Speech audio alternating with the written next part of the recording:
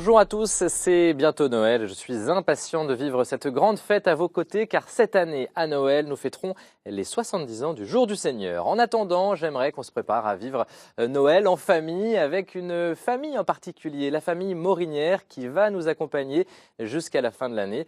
Et ce matin, je suis très heureux de recevoir François, le papa de cette famille de 4 enfants. François Morinière, bonjour. Bonjour David. Merci d'être sur ce plateau, je suis très content de vous recevoir. Vous avez déjà reçu il y a quelques années, les téléspectateurs s'en souviennent peut-être, vous nous aviez raconté votre histoire. Depuis, vous avez écrit un livre en famille et le ciel devient familier, livre que vous avez écrit il y a quelques années déjà, mais très bon livre à lire en cette période de Noël, cette période d'espérance. Vous l'avez écrit avec votre épouse, Béatrice, et puis également avec vos enfants, Juliette, Paul et Mathieu. Vous revenez sur votre parcours en famille après la mort de l'une de vos filles. Sophie, c'était en 2015, alors qu'elle était sur la route dans un car pour aller au JMJ de Rio. C'est bientôt Noël, 5 ans après. Comment vous vous sentez? Comment vous vous préparez à vivre cette fête de Noël? On se prépare à la vivre comme toutes les familles, normalement, même si effectivement il y a cette présence au ciel qui est toujours là et qui fait que, comme on l'a écrit dans le livre, le ciel est plus familier et que donc peut-être qu'on vit une transcendance un peu plus forte à ce moment-là. Mais après, voilà, dans simplicité, dans la joie, avec des cadeaux, en priant et dans la chaleur de ce moment familial qui est important. Qu'est-ce que ça représente Noël pour vous, François? Noël, c'est l'espérance.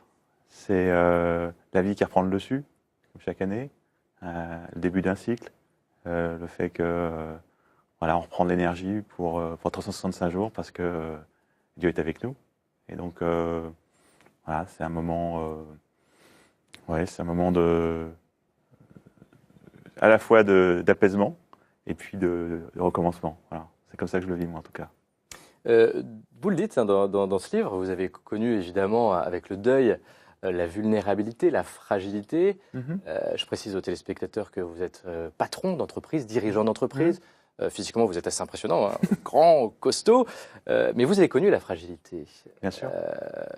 Qu'est-ce que vous gardez de cette période où vous vous êtes senti fragile? C'est-à-dire que c'est un moment où, effectivement, par rapport à une vie, on va dire, plutôt maîtrisée, vous ne maîtrisez plus rien. Et que tout d'un coup, vous êtes comme un bouchon qui flotte sur l'océan au gré des tourmentes et de la tempête. Et donc, ça vous pousse à une immense humilité parce que finalement, voilà, vous n'êtes plus rien. Et que ça pousse à une remise en cause personnelle pour se dire que on est dans les mains du Seigneur. En fait, mais c'est pas toujours facile de l'accepter. Mais disons que le travail qu'on fait après cette acceptation de la fragilité, c'est de se dire, voilà, le Seigneur, on se confie à Dieu et on croit en sa providence. Et voilà, et on se sent effectivement beaucoup plus petit. Et du coup, Dieu paraît beaucoup plus grand. Ah. Vous voyez ce que je veux dire? C'est que, voilà, vous avez l'impression effectivement de se dire que on va regarder vers le haut, quoi. Alors qu'avant, vous avez peut-être tendance à regarder devant vous vers le bas en vous disant que vous maîtrisez tout, même si j'étais déjà chrétien et pratiquant et j'avais pas de question de foi. Mais voilà, tout d'un coup, Dieu paraît très grand. Est-ce que Dieu paraît fragile également? Alors qu'on s'apprête à fêter Noël, puisque finalement Dieu... il est infiniment fragile, c'est-à-dire que... Il s'est fait homme aussi. Voilà, il se fait tout petit, donc c'est tout le paradoxe invraisemblable de cette histoire. C'est-à-dire, comment imaginer que Dieu ait accepté de se mettre, s'incarner dans un enfant, un bébé, dans un tout petit, un moins que rien. Donc, finalement, il nous montre un parcours, c'est-à-dire qu'il nous emmène sur un chemin vers lequel il est passé lui-même. Donc il montre la voie, en fait. La voie de cette fragilité, de cet abandon, de la mort, de la crucifixion, de la trahison de ses amis. Enfin, c'est une espèce de chemin qui, en fait, nous arrive à nous. Parce qu'on peut toujours penser... c'est pareil, avant la mort de Sophie, on a l'impression qu'on marche dans la vie, qu'on évite les bombes. Puis on regarde les autres autour pour se dire, mais non, mais moi, de toute façon, ça tombe à côté, mais c'est pas pour moi. Puis finalement, elle vous tombe bien dessus. Donc après, soit vous pouvez vous dire, c'est le néant, soit vous vous dites... Pour lire l'Écriture, vous pensez au Seigneur et vous vous dites, ouais, c'est exactement ce qu'il a vécu. C'est ce que Marie a vécu. Donc voilà, vous êtes comme eux. C'est ce que ces frères ont vécu. Quand Saint-Étienne est lapidé, c'est la catastrophe, quoi, je veux dire. Je vous demande, en préparant cette émission, je vous ai demandé de choisir une grande figure spirituelle, un personnage biblique. Qui avez-vous choisi? Donc j'ai choisi Simon de Cyrène, justement pour parler de cette fragilité, parce que... Qui est Simon de Cyrène? Alors Simon de Cyrène, il est donc sur le chemin de croix. Il est là, voilà, et il est désigné pour aider Jésus à se relever, pour porter sa croix. Et il y va, et donc c'est un inconnu. Il est là comme les autres. Probablement qu'il crie moins fort que les autres et il crache pas sur le Seigneur, mais bon, il est là et il est interpellé. Et il y va, quoi. Et donc, j'ai choisi ce personnage parce que c'est vrai que dans notre histoire, sur notre chemin, il y a eu des Simons de Cyrène qui sont levés. Alors ceux qu'on imaginait, évidemment, puis ceux qu'on n'imaginait pas du tout. Des amis. Des amis, des gens qu'on connaissait pas. Et forcément, j'ai senti que c'était exactement ce que le Christ vivait, quoi. Et il y a des moments où moi, je pouvais plus porter ma croix tout seul. C'était pas possible, quoi. Et le Seigneur m'envoyait des gens pour me dire, lève-toi. C'est probablement Sophie aussi du ciel, ça j'en suis persuadé. Et donc ce personnage, c'est ce mot qu'on a trouvé effectivement, dont on parle dans le livre, qui est ce, voilà. J'ai l'impression que cet homme, il a un destin important, et que finalement, il réalise il réalise Dieu, il est parti de la résurrection, puisqu'il aide le Christ à aller jusqu'au bout de sa mission. On s'en sort jamais seul. Jamais, impossible. C'est d'ailleurs toute la difficulté de la vie dans les épreuves quand on est seul, parce que, enfin, en tout cas, je dis ça en toute modestie, et évidemment, je pense à ceux qui sont seuls, mais c'est vrai que seul, c'est très dur, je pense. C'est un peu infernal, quoi. En tout cas, je ne serais pas là avec vous aujourd'hui si j'avais été seul, impossible. Mais il y a toujours une porte de sortie. Quand on vous lit, c'est-à-dire que le sentiment qu'on a aussi. Ouais, enfin, c'est pareil. Je pense à ceux qui nous écoutent, ils disent mais oui, mais lui, il a eu de la chance. Il est entouré. Voilà, tout d'un coup, il a pu parler à Christian Taubira, le cardinal Marin est arrivé dans sa vie, il l'a aidé. Nous, on ne connaît pas ces gens-là. Moi, je ne les connaissais pas non plus. Hein. Faut pas croire que j'étais un tout puissant. Donc il faut. Puis il y a des gens très. Je parle d'eux, mais je parle aussi de ces gens qui nous écrivent qu'on connaît pas. Vous voyez ce que je veux dire? Il y a une dame qui écrit toutes les fêtes des enfants depuis la mort de Sophie. C'est une dame qui habite dans le Nord. Je ne la connais pas. Super. Donc, vous voyez, je pense que peut-être pour ceux qui se disent comment je peux faire moi, il faut chercher les signes du Seigneur. Ils sont quelque part. Je ne peux pas penser que le Seigneur se laisse les gens. Le Seigneur nous donne les grâces pour affronter les problèmes qu'on a. C'est toute l'ambiguïté des choses. Mais je suis persuadé que, en cherchant, en creusant, en priant, en se mettant devant le tabernacle, en parlant à la Vierge Marie, je suis sûr qu'il y a des moments où le Seigneur envoie des messages, envoie des grâces, envoie des aides, envoie des signaux. Enfin, en tout cas, moi, c'est comme ça que je l'ai perçu. Et je suis pas du tout, on se connaît, David. Je suis pas un mystique. Je suis pas. Voilà, je suis très terre à terre. Voilà, donc je suis comme tout le monde. Voilà, plutôt pragmatique. Je suis pas un grand intellectuel, donc je suis pas dans l'élucubration. J'aimerais, François, qu'on s'intéresse maintenant à un mot central et moteur de la foi chrétienne. Ce mot, c'est la conversion. Regardez, ce sont les tablettes de la foi, puis je vous ferai réagir juste après.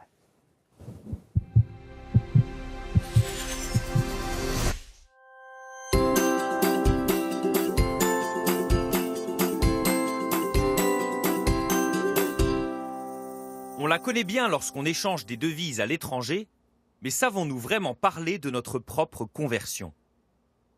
Lorsque les évangélistes ont voulu parler de conversion, ils ont utilisé le mot grec « métanoïa ». Ce mot signifie changer de regard ou changer de pensée, avec un deuxième sens plus spirituel, être retourné ou mieux être transformé. La Bible considère d'ailleurs que cet aspect spirituel dépend complètement du premier. Je suis transformé parce que mon regard a changé. En réalité, on est souvent tenté de définir la conversion comme un changement radical de vie. Autrement dit, ce ne serait qu'un comportement moral vertueux et visible. Les témoignages suivent souvent le même schéma.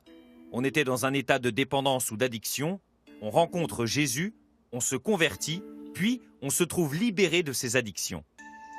L'expression « se convertir » n'est pas juste et nous éloigne de ce que la Bible propose. Si le pécheur se repent de ses fautes et décide d'entreprendre un changement de vie, c'est d'abord parce que son regard sur Dieu et sur lui-même a changé.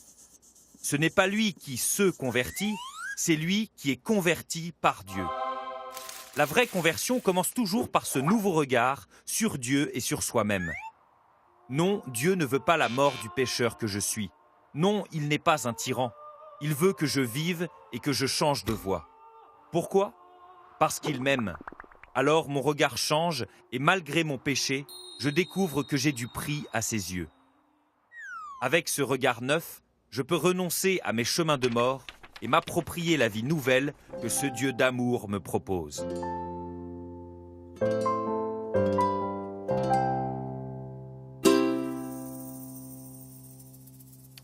Voilà, c'est un mot qui peut faire un peu peur, qui est un grand mot, la conversion. Mais est-ce que vous avez ce sentiment d'avoir déjà éprouvé ce grand changement? Alors, conversion, moi, je pense au ski. Ah. D'accord. Et donc, vous savez, c'est ce mouvement. Donc, d'abord, ça veut dire qu'on change complètement de direction. Et puis, généralement, quand on skie pas mal, la conversion, on l'utilise uniquement dans des moments où c'est compliqué. C'est vraiment pour changer de direction. Parce qu'on peut plus avancer. Voilà, exactement. Et je pense que c'est ça qui est finalement la nature de la conversion. C'est-à-dire, c'est d'être peut-être un moment d'impasse, peut-être un moment de blocage, peut-être un moment de questionnement complet. Et c'est là que Dieu nous dit demi-tour. Et oui, je pense que la mort de Sophie, c'est pour moi une conversion. C'est le passage, par exemple, d'une foi qui était une foi innée à une foi réfléchie, une foi peut-être plus vécue, plus intense. Parce qu'elle, voilà, j'ai eu besoin d'aller plus loin dans ma relation avec le Seigneur. Alors qu'avant, elle allait de soi parce que mes parents m'ont élevé dans la foi, j'étais pratiquant, je ne me suis jamais posé de questions. Voilà, je suis à la foi du charbonnier classique. Et voilà, pour moi, ça a été une conversion. Alors, pas une conversion au sens André Frossard qui, tout d'un coup, dans une église à Paris. C'est pour ça que je vous pose la question. Voilà, Voilà, c'est dans moi, le je n'ai pas quotidien, vécu quoi. ça, voilà, mais je n'ai pas vécu Saint Paul, qui lui est converti sur le chemin de Damas. Mais je pense qu'on vit tous des petites conversions à des moments charnières de sa vie où on se dit il faut qu'on tourne dans une autre direction et c'est le Seigneur qui nous fait tourner, quoi. Très rapidement, pour conclure, Ouais. Comme vous avez été le directeur du journal L'Équipe, Ouais. et vous avez parlé de sport, de ski, Ouais. j'aimerais qu'on voie une photo. Ah oui, bien sûr, l'ange vert. L'Ange Vert, Dominique Rocheteau, vous êtes Beau, supporter de l'AS Saint-Etienne, Ouais. ce club, Magnifique grand joueur joueur. de football. Très belle Alors- personne. Voilà, parce qu'à la fois très fort et très fragile. Ouais, et puis Conclure. très, voilà, besoin de se protéger des autres parce que un garçon très sensible. C'est un type formidable, Dominique. C'est un homme plein de profondeur et très respectueux des personnes. Voilà, et un peu atypique dans le monde du football, même à cette époque-là déjà. Comme quoi on peut être fort et fragile, ça va souvent. Ouais, et du coup très éclairant.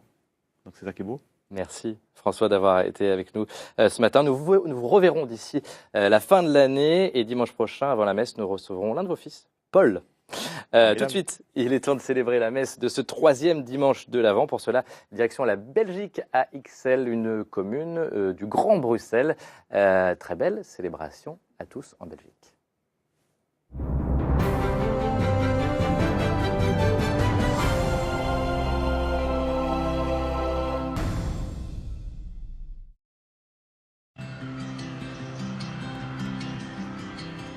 En plein cœur de Bruxelles, dès qu'il y a un rayon de soleil, un quartier prend des allures estivales, celui d'Ixelles.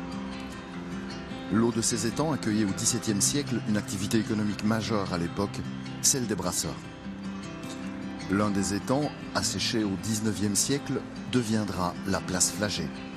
Les jours de marché, on y découvre la richesse de la multitude culturelle de ses habitants. C'est un lieu de rencontre et de convivialité pour le quartier tout entier. Voisine de l'ancien bâtiment de la télévision belge de l'époque, l'église Sainte-Croix avait été choisie comme lieu de diffusion pour la première messe télévisée en direct de Belgique. De style néo-gothique, elle s'est ouverte au culte en 1863. Elle sera restaurée et agrandie pendant la Seconde Guerre mondiale. Un petit vent art déco y flotte à l'intérieur, comme en témoignent ces petits confessionnaux ou ces petites chapelles.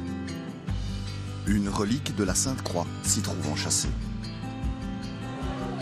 Portée par une solide équipe paroissiale, la paroisse de Sainte-Croix est aussi un pôle de rassemblement pour de nombreux jeunes chrétiens.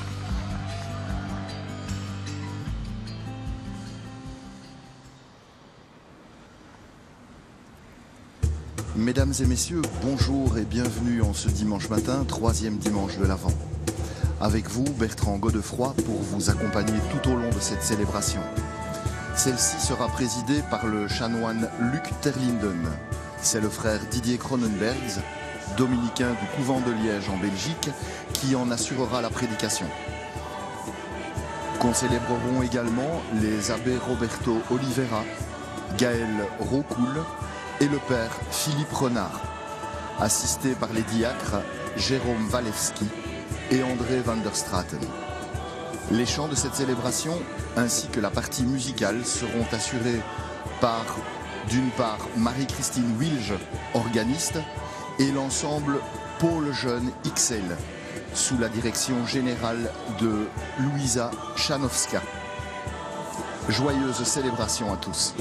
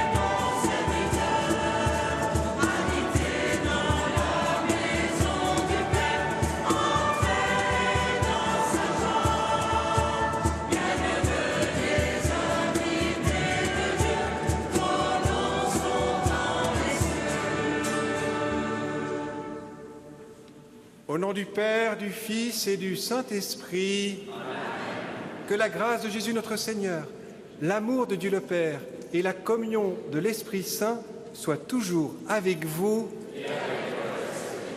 Oui, jubilons, chantons et entrons dans la joie du Seigneur qui vient. Car savoir que celui que nous attendons est proche nous met déjà dans la joie. En ce dimanche de Gaudété, dimanche de la joie, les assemblées de langue française, de langue portugaise et du pôle Jeune XL de l'église de la Sainte-Croix à Bruxelles s'unissent à vous qui nous suivez par la télévision et la radio et souhaitent partager avec vous cette joie du Seigneur qui vient. Au cœur de nos vies, la venue du Seigneur nous éveille à l'espérance. Avec confiance, rendons-lui grâce et préparons-nous à l'accueillir en confessant son amour et sa miséricorde. Seigneur Jésus, tu viens baptiser dans l'Esprit Saint et réconcilier tous les hommes. Prends pitié de nous.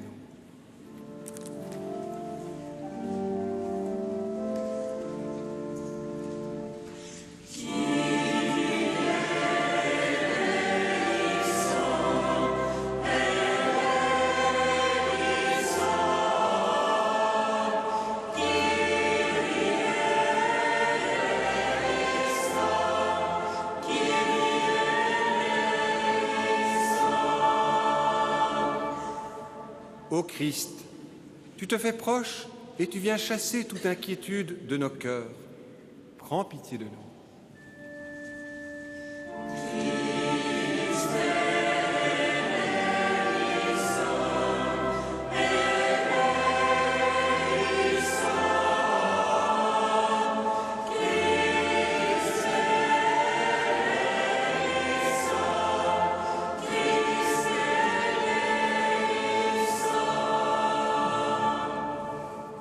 Seigneur Jésus, ton peuple trouve en toi sa joie et son allégresse. Prends pitié de nous.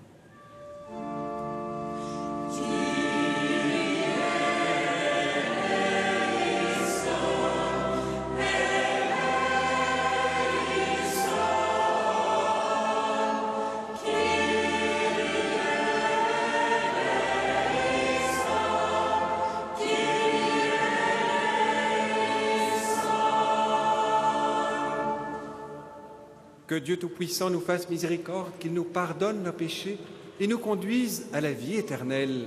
Amen. Unissons nos cœurs dans une même prière.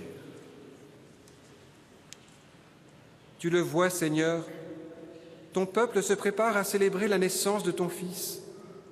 Dirige notre joie vers la joie d'un si grand mystère, pour que nous fêtions notre salut avec un cœur vraiment nouveau. Par Jésus le Christ, notre Seigneur et notre Dieu, qui vit et règne avec toi et le Saint-Esprit, maintenant et pour les siècles des siècles.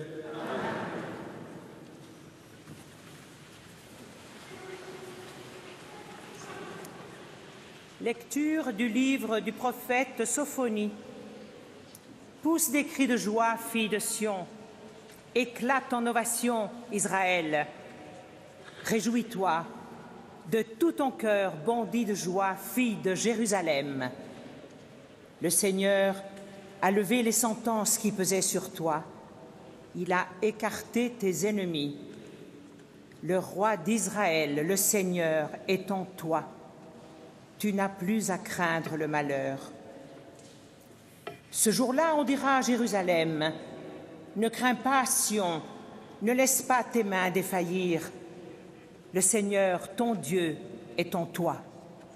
C'est lui, le héros, qui apporte le salut. Il aura en toi sa joie et son allégresse. Il te renouvellera par son amour, il exultera pour toi et se réjouira comme au jour de fête. Parole du Seigneur.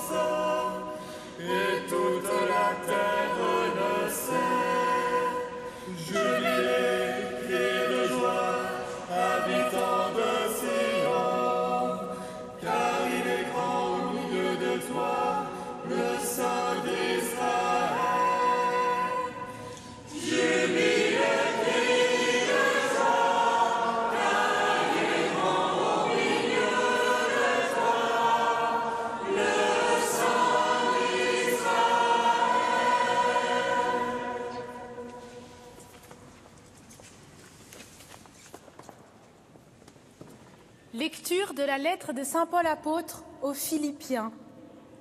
Frères, soyez toujours dans la joie du Seigneur. Je le redis, soyez dans la joie.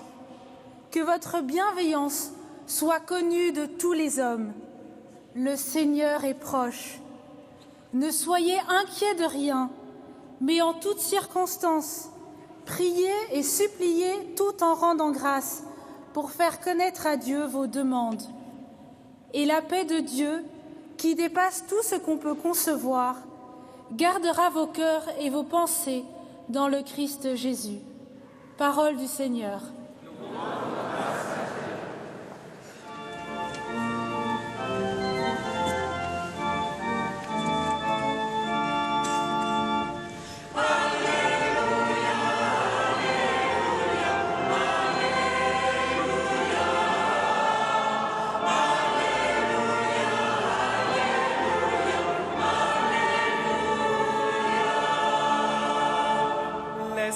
Seigneur est sur moi, il m'a envoyé porter la bonne nouvelle aux pauvres.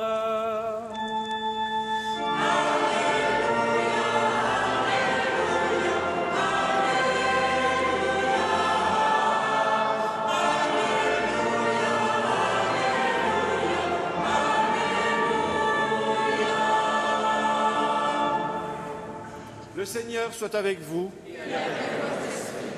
Évangile de Jésus-Christ selon saint Luc.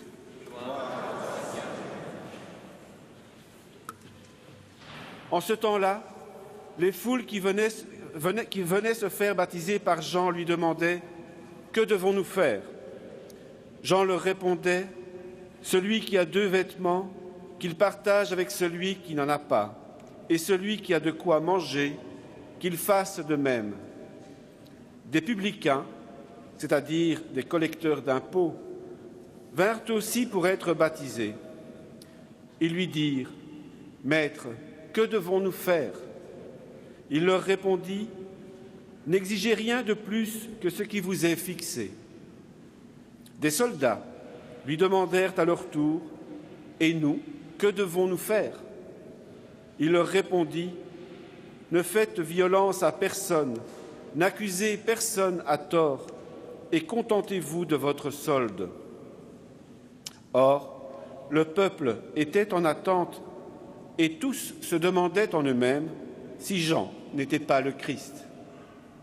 Jean s'adressa alors à tous.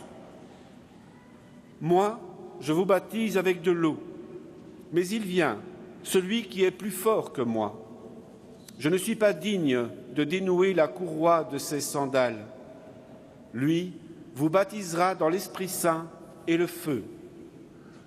Il tient à la main la pelle à vanner pour nettoyer son aire à battre le blé, et il amassera le grain dans son grenier. Quant à la paille, il la brûlera au feu qui ne s'éteint pas. » Par beaucoup d'autres exhortations encore, il annonçait au peuple la bonne nouvelle. Acclamons la parole de Dieu.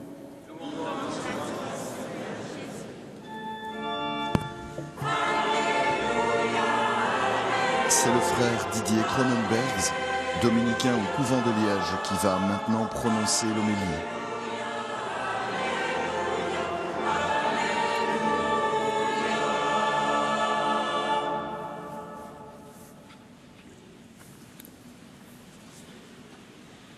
Le peuple était en attente, nous dit saint Luc.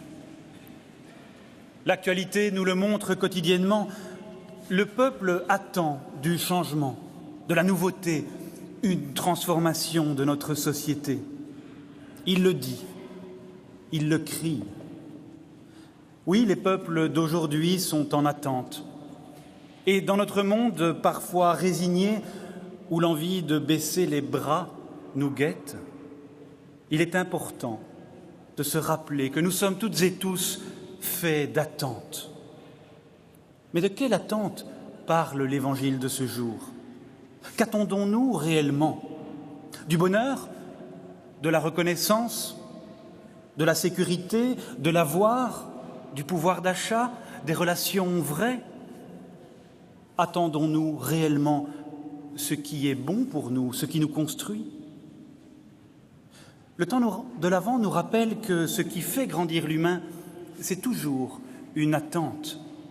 Mais pas une attente insatisfaite, insatisfaite de ne pas voir arriver ce qu'elle attend. Pas de celle des êtres insatisfaits et jamais contents. Parce que, lorsqu'on y réfléchit bien, la vraie attente ne sait justement pas ce qu'elle attend.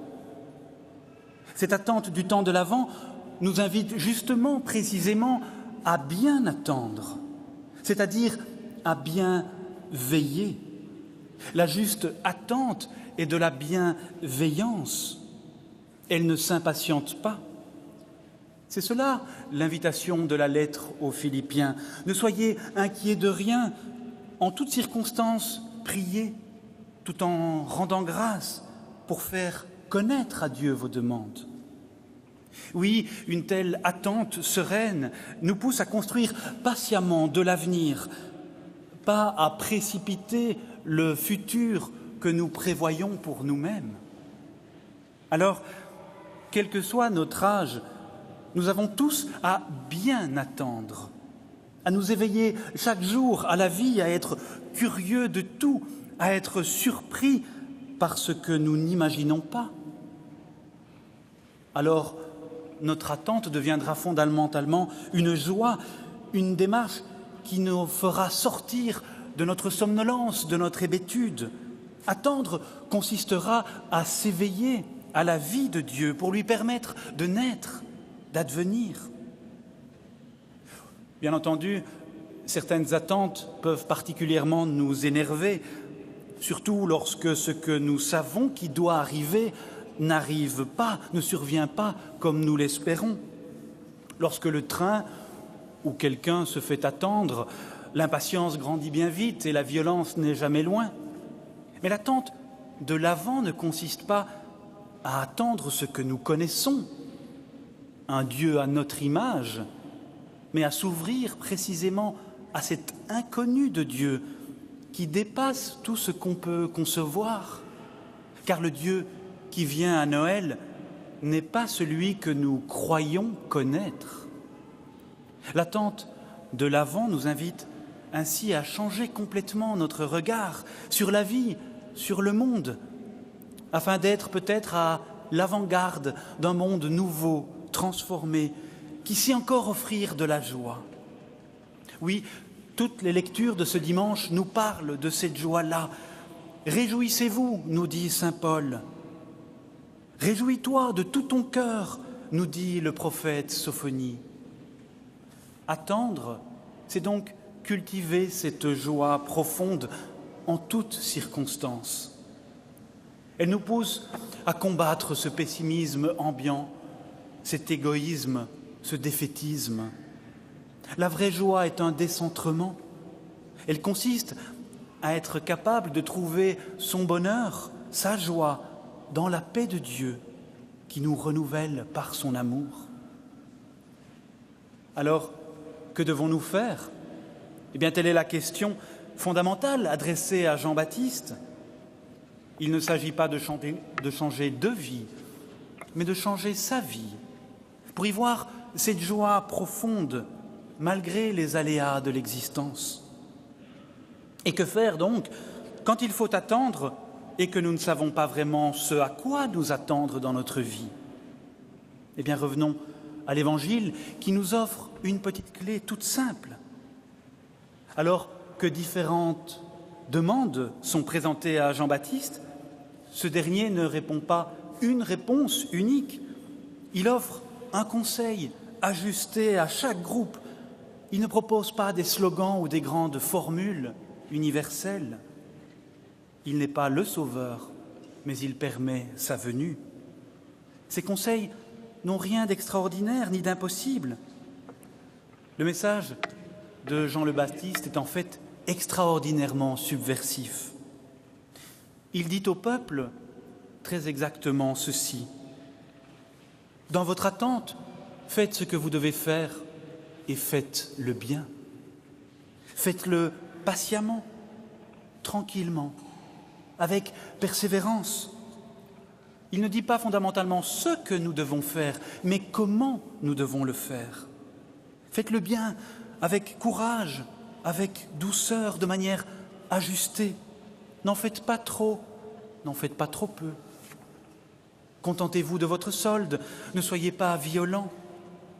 Alors, que devons-nous faire ? Eh bien, cultiver cette joie-là, cette joie qui se goûte dans la multitude des petits gestes ordinaires de la vie. C'est cela la bienveillance, attendre en faisant le bien, c'est-à-dire bien veiller avec sollicitude sur nos proches. Une telle attention aux autres nous permet d'attendre le tout autre. Alors, et alors seulement pourra surgir de l'imprévisible dans notre vie, oui, dans la banalité de notre quotidien, lorsque tout semble routinier ou peut-être pénible, une joie autre que celle que nous prévoyons pourra advenir. Car en faisant patiemment ce que nous devons faire, mais avec bienveillance et sollicitude, nous nous préparons, nous nous apprêtons à attendre et à accueillir celui que nous ne connaissons pas. Amen. Celles et ceux qui voudraient obtenir le texte de l'homélie du frère Didier Cronenbergs peuvent se rendre sur le site catobel.be. L'homélie s'y trouve déjà. Ou envoyer une lettre préadressée à l'une des adresses suivantes. Pour les téléspectateurs qui nous suivent sur la 2 ou nous écoutent sur la première, service des messes télévisées, rue de la Linière 14, 1060, Bruxelles. Pour les téléspectateurs qui nous suivent sur France 2, le jour du Seigneur, 45 bis, rue de la Glacière, 75 013, Paris.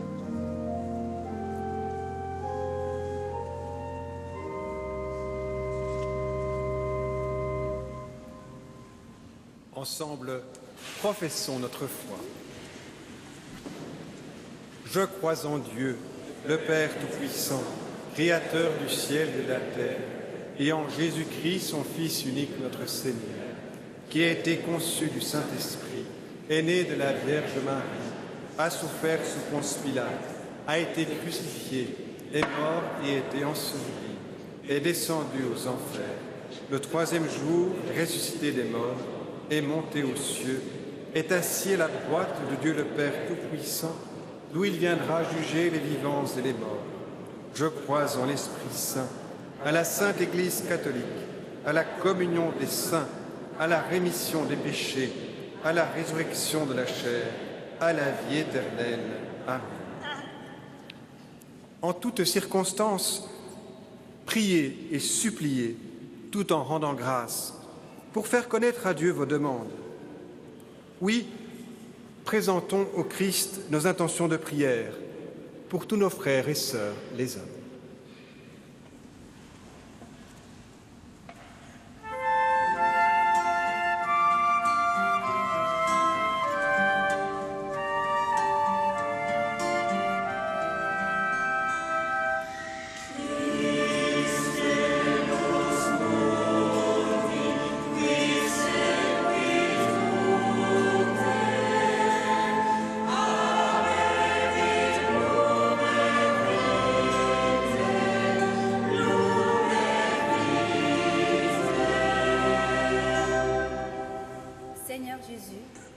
Sur notre monde.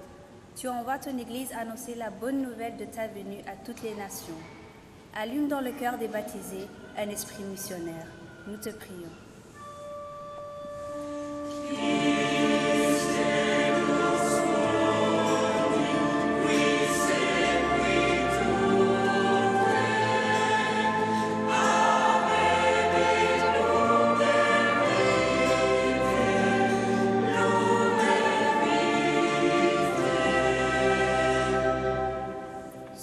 Jésus, lumière sur notre monde, éclaire ceux qui nous gouvernent afin de chercher ensemble des solutions respectueuses pour ceux qui fuient la guerre ou la famine. Nous te prions.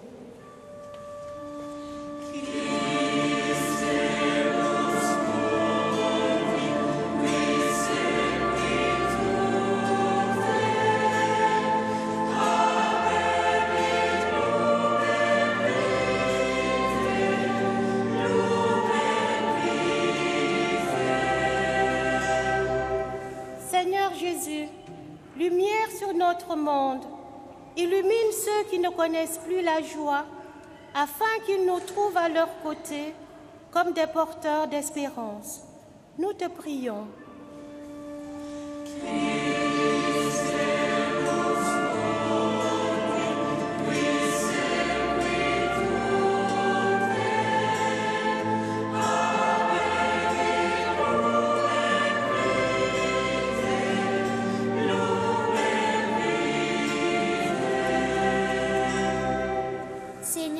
Jésus, lumière sur notre monde.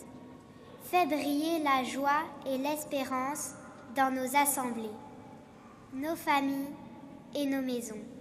Nous te prions.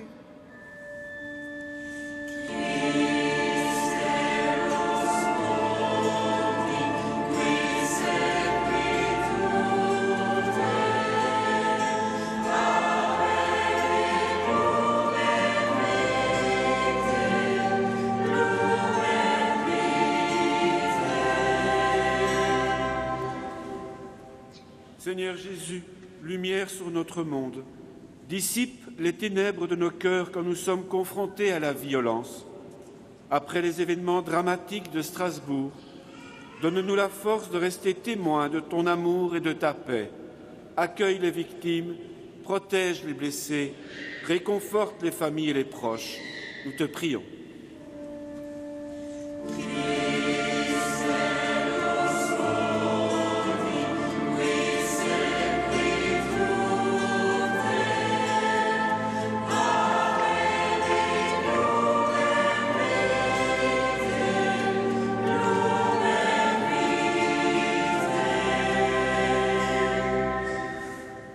Jésus, notre lumière, toi qui fais naître l'espérance en nos cœurs, écoute notre prière et que vienne ton règne de paix, toi qui vis et règnes pour les siècles des siècles. Amen.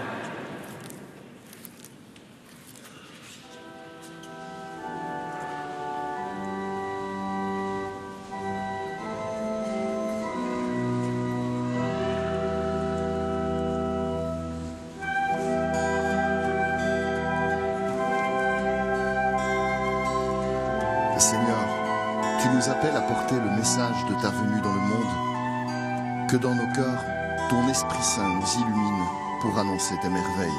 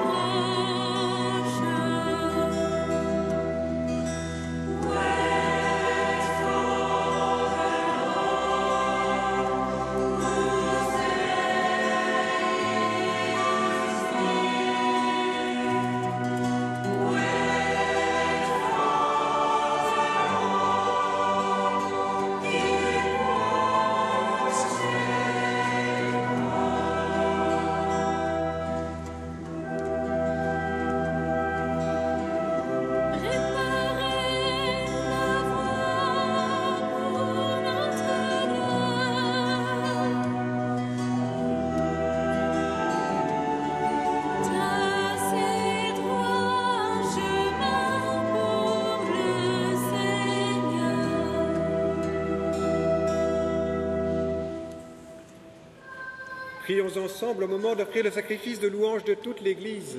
Pour la gloire de Dieu, salut.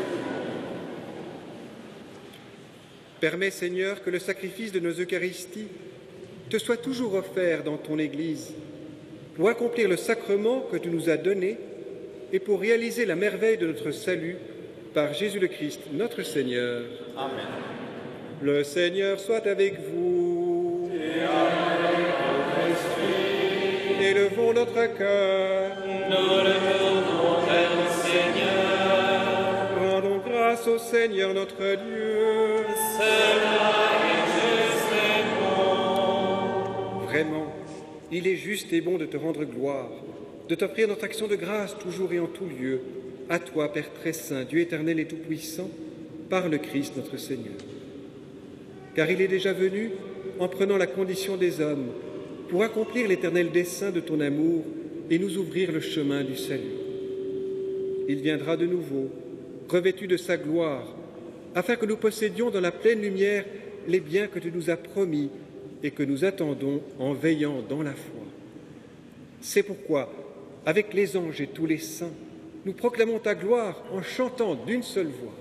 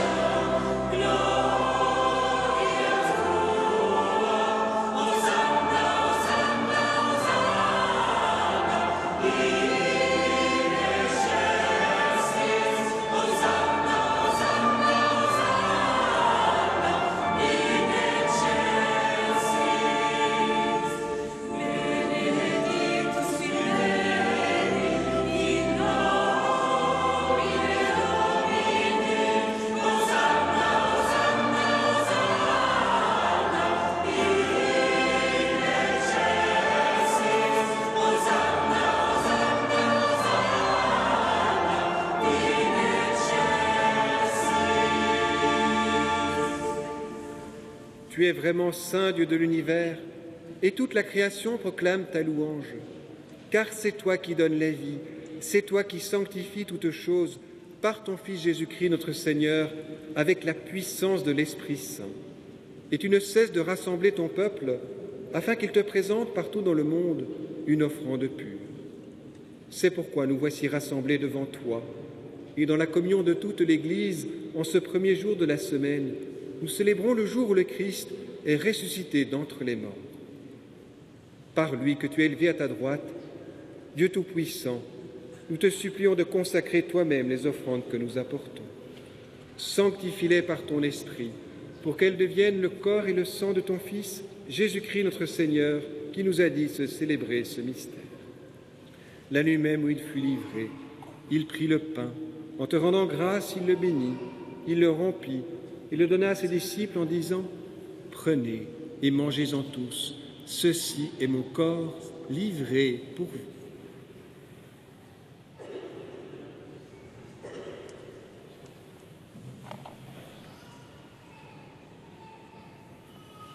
De même, à la fin du repas, il prit la coupe. En te rendant grâce, il la bénit. Il la donna à ses disciples en disant « Prenez et buvez-en tous, car ceci est la coupe de mon sang, le sang de l'alliance nouvelle et éternelle qui sera versé pour vous et pour la multitude en rémission des péchés. Vous ferez cela en mémoire de moi. »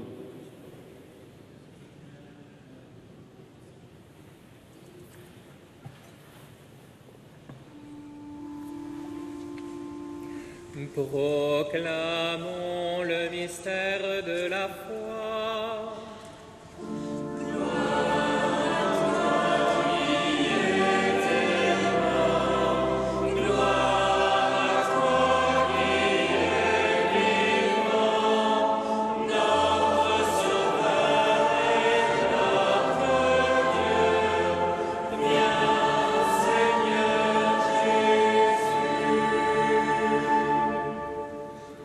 En faisant mémoire de ton Fils, de sa passion qui nous sauve, de sa glorieuse résurrection et de son ascension dans le ciel, alors que nous attendons son dernier avènement, nous présentons cette offrande vivante et sainte pour te rendre grâce.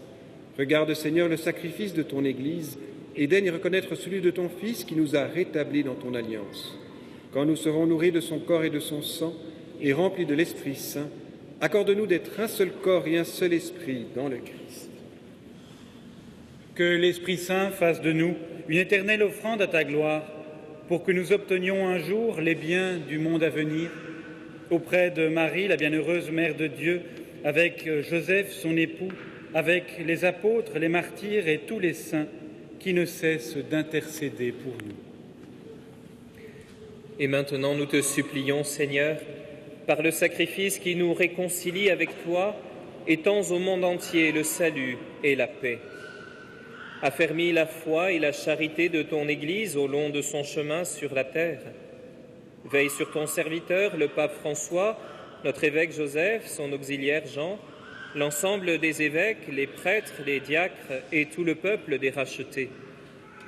Écoute les prières de ta famille assemblée devant toi et ramène à toi, Père très aimant, tous tes enfants dispersés. Pour nos frères et sœurs défunts, pour les hommes qui ont quitté ce monde et dont tu connais la droiture, nous te prions. Reçois-les dans ton royaume, où nous espérons être comblés de ta gloire, tous ensemble et pour l'éternité, par le Christ notre Seigneur, par qui tu donnes au monde toute grâce et tout bien. Par lui, avec lui et en lui.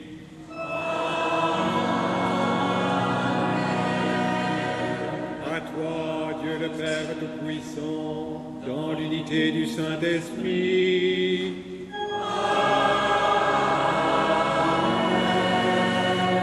Tout honneur et toute gloire pour les siècles des siècles.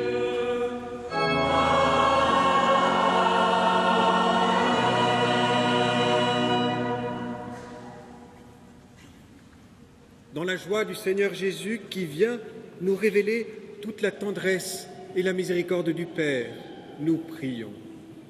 Notre Père, qui es aux cieux, que ton nom soit sanctifié, que ton règne vienne, que ta volonté soit faite sur la terre comme au ciel. Donne-nous aujourd'hui notre pain de ce jour. Pardonne-nous nos offenses, comme nous pardonnons aussi à ceux qui nous ont offensés, et ne nous laisse pas entrer en tentation, mais délivre-nous du mal. Délivre-nous de tout mal, Seigneur, et donne la paix à notre temps. Par ta miséricorde, libère-nous du péché. Rassure-nous devant les épreuves en cette vie où nous espérons le bonheur que tu promets et l'avènement de Jésus-Christ, notre Sauveur. Car c'est à toi qu'appartiennent le règne, la puissance et la gloire pour les siècles des siècles. Seigneur Jésus-Christ, tu as dit à tes apôtres, je vous laisse la paix, je vous donne ma paix. Ne regarde pas nos péchés, mais la foi de ton Église. Pour que ta volonté s'accomplisse, donne-lui toujours cette paix et conduis-la vers l'unité parfaite, toi qui règnes pour les siècles des siècles. Amen. Et que la paix du Seigneur soit toujours avec vous. Et avec votre esprit. Frères et sœurs, dans la charité du Christ, donnez-vous la paix.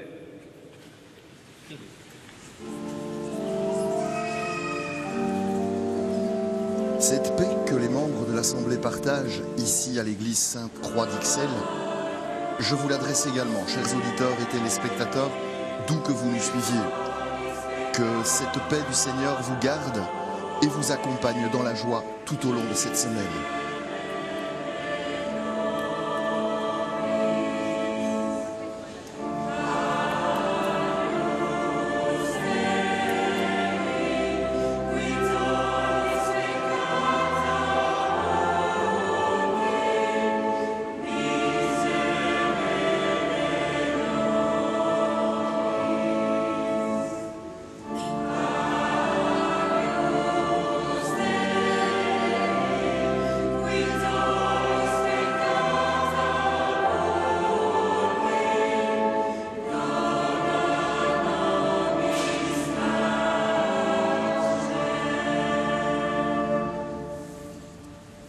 Heureux les invités au repas du Seigneur.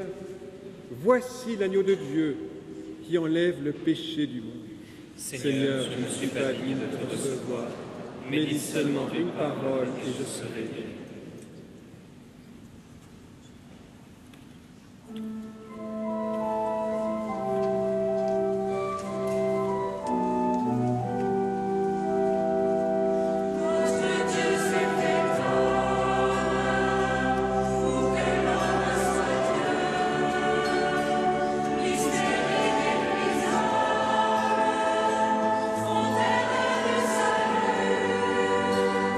Quand Dieu le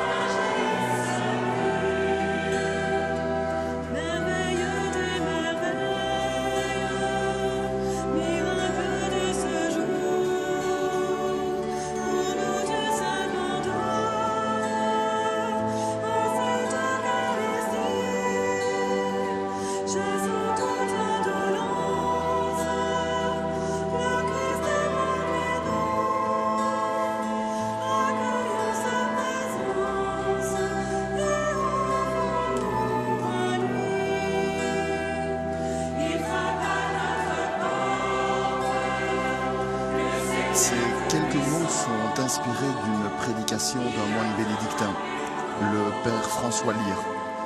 C'est notre regard et nos actes qui doivent préparer le terrain où le salut de Dieu pourra se déployer. Le Christ s'insère dans le monde qui existe. Il ne le détruit pas.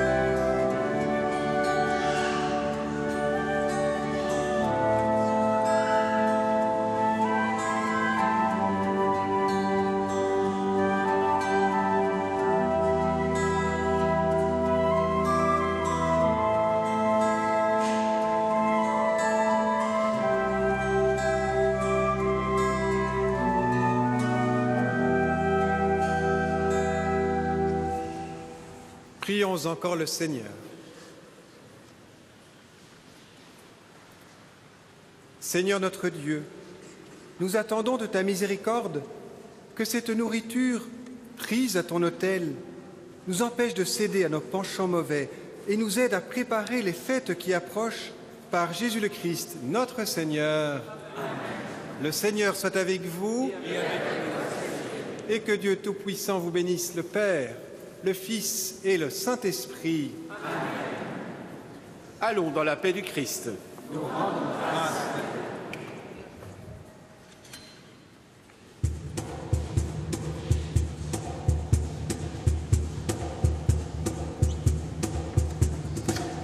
Chers téléspectateurs, vous avez suivi la célébration du 3e dimanche de l'Avent depuis l'église Sainte-Croix-d'Ixelles dans l'archidiocèse de Malines-Bruxelles en Belgique. Comme le rappelait la seconde lecture de cette célébration, que votre bienveillance soit connue de tous les hommes. En ces temps fort troublés, distinguons-nous par cette bienveillance. Avec vous, c'était Bertrand Godefroy. Je vous souhaite à tous, téléspectateurs fidèles ou peut-être de passage, un excellent dimanche. Au nom de toutes les personnes qui ont préparé cette célébration, merci pour votre présence et votre soutien. Prenez bien soin de vous et de ceux qui tendent à être proches de vous. À très bientôt.